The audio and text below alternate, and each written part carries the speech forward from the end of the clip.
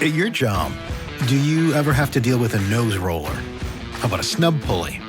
Well, if you're installing a new conveyor belt system, dealing with the different components can sound like you're speaking a foreign language. Luckily, you've got a team ready to help. Grainger's technical product specialists are fluent in maintenance, repair, and operations. So whenever you want to talk shop, just reach out. Call, click Grainger.com, or just stop by. Grainger, for the ones who get it done. The following is for mature audiences only. So if you aren't cool with dark, disturbing, and depraved, you might want to keep it moving. Welcome to 10-Minute Murder.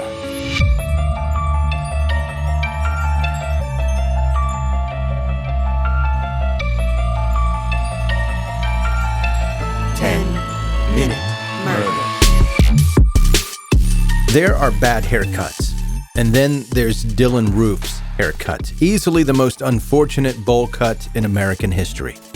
But that's not why we're talking about him today.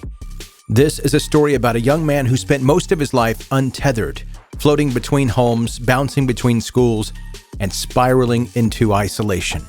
When he finally found something to believe in, it wasn't hope or ambition or even a decent barber, it was hate. It started with a Google search. It ended with 9 people dead.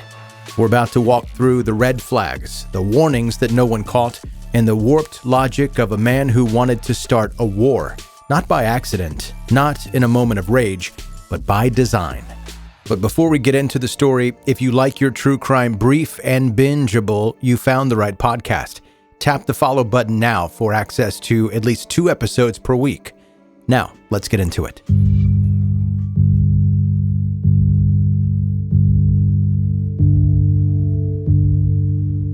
Well, someone has to have the bravery to take it to the real world, and I guess that has to be me. At first glance, it sounds like something you'd find on an inspirational poster, maybe next to a stock photo of a guy standing on a mountaintop, gazing into the distance. But context is everything, and in this case, that context is about as dark as it gets.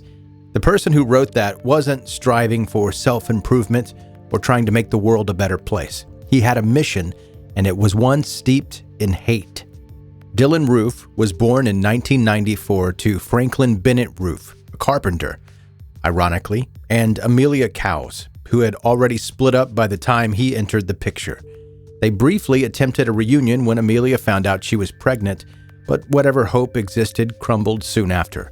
Franklin and Amelia separated again, and Dylann ended up in his father's care, though care might be an overstatement. Franklin was not exactly father of the year. He was absent more often than not, and when he was around, he wasn't winning any parenting awards.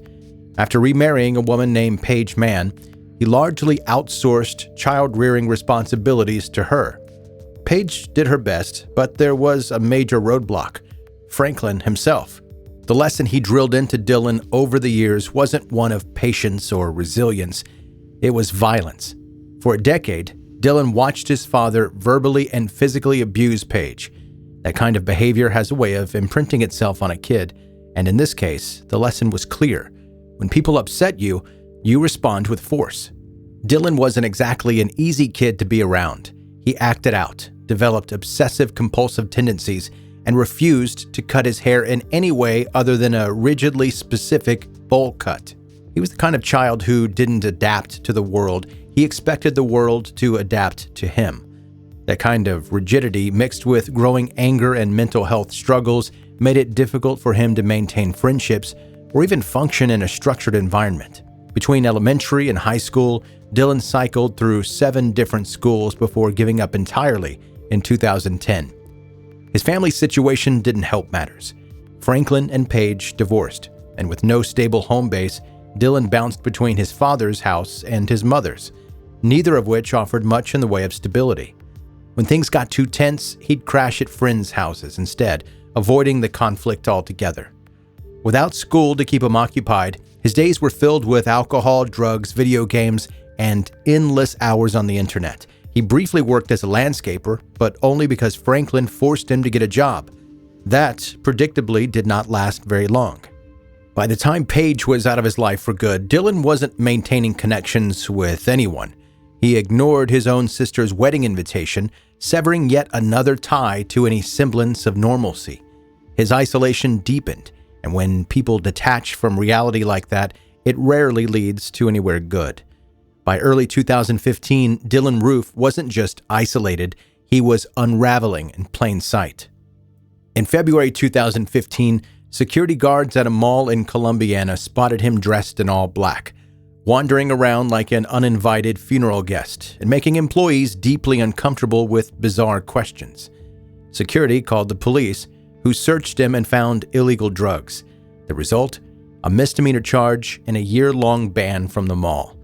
A month later, police spotted him loitering suspiciously in a parking lot. When they searched his car, they found a grip for an AR-15 rifle. Dylann, never one to play it cool, freely admitted that he planned to buy an AR-15. He just didn't have the money quite yet. That problem would not last long.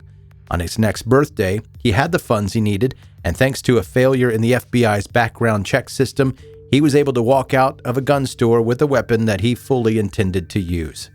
By the time Dylann was arrested again for trespassing at the very same mall he'd been banned from just months before, law enforcement had yet to put the pieces together. He was let go without any further questioning. Meanwhile, those who still had any contact with him noticed something alarming. His worldview was shifting fast and not in a good way. It started when he became fixated on the 2015 shooting of Trayvon Martin. But instead of feeling empathy for the unarmed 17-year-old, he saw something entirely different, evidence that the country was in the midst of a so-called race war.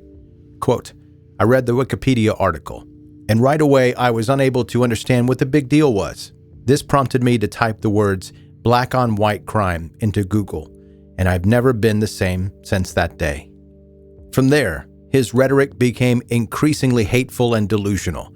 He openly claimed that, quote, blacks were taking over the world, ignoring the irony that some of his last remaining friends were black. On Facebook, he posted images of himself wearing white supremacist symbols and openly called for a return to racial segregation. Dylann wasn't just talking about these things, he was planning. On June 17, 2015, just 6 months after his first arrest, a young man walked into Emmanuel African Methodist Episcopal Church in Charleston, South Carolina. Inside, a group had gathered for Bible study. Moments later, gunfire erupted. 9 people were murdered. The shooter fled, but not before multiple witnesses got a clear look at him and his very distinct bowl haircut.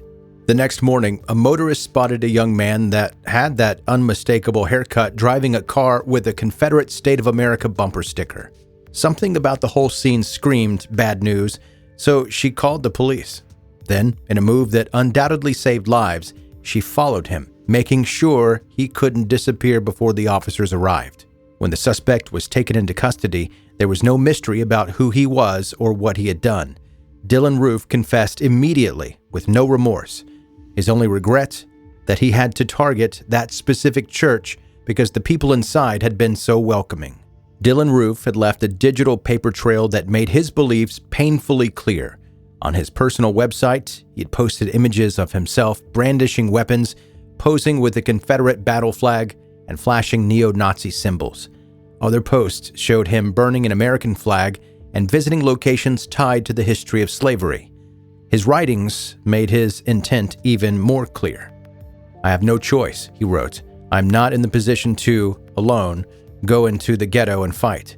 I chose Charleston because it is the most historic city in my state, and at one time had the highest ratio of black to whites in the country.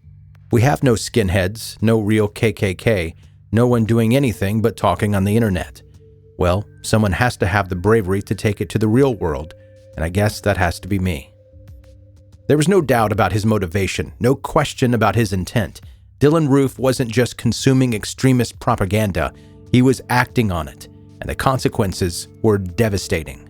With his confession already on record, backed up by overwhelming digital and physical evidence, prosecutors wasted no time. Dylann Roof was charged with 9 counts of first-degree murder.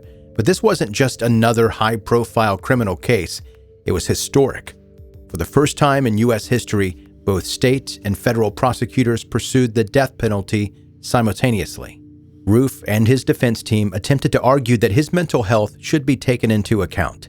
The claim was that his psychological state should lessen his punishment, but there was no mitigating the sheer weight of what he had done. The state charges were straightforward. He pled guilty to avoid the death penalty, but the federal case was another story. A jury found him guilty, and the recommendation was swift: execution. The judge agreed. Dylann Roof now sits on death row, awaiting execution, spending his days filing appeals. But no amount of legal maneuvering can undo the reality of his crimes or the impact of his actions. His own words condemned him long before the court did.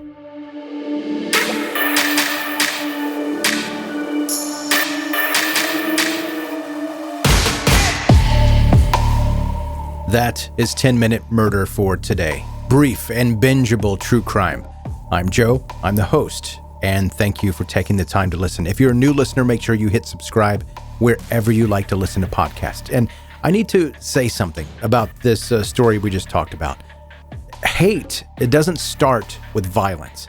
It starts with words, unchecked, unchallenged, and passed off as just someone's opinion.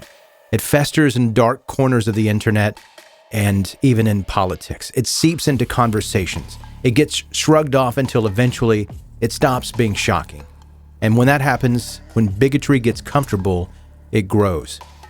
Dylann Roof wasn't a mastermind. He wasn't a criminal genius. He was a lost, angry man who found validation in the worst places and acted on a lie that should have been dismantled long before it reached a trigger. His beliefs weren't controversial, they were dangerous.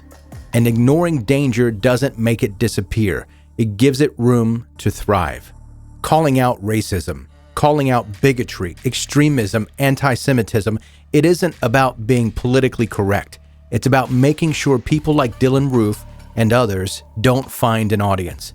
Because every time this kind of ideology is tolerated, brushed off, or excused, it lays the foundation for the next person who decides to take their hate to the real world. And the cost of that is never just words. All right, I'm off my soapbox.